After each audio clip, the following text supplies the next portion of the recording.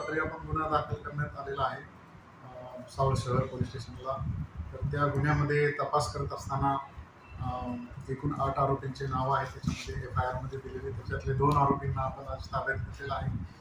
त्याच्यातले एक आरोपी त्यांना भुसावळ शहरातूनच ताब्यात घेतलं आणि एक आरोपी आहे ते त्यांना आपल्याला माहिती मिळाली की ते गुजरातीकडे जात आहेत आणि साक्रीच्या जवळ त्याचं लोकेशन असताना आपण ट्रेस केलेलं होतं आणि तिकडे साक्री पोलिसांनी त्यांना ताब्यात घेतलेलं आहे. त्यांना आम्ही माहिती दिली होती की साक्री इथे ते एका हॉटेलमध्ये जेवण करत आहेत.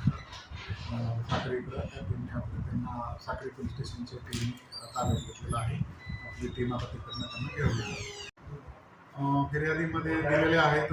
त्याच्यापैकी एक राजू सूर्यवंशी त्यांना आपण ताब्यात घेतलेला आहे आणि विनोद चावरिया त्यांना दोघांना ताब्यात घेतलं. आता प्रथमदर्शनी FIR मध्ये त्यांनी 8 लोकांची नावं दिलेली आहेत.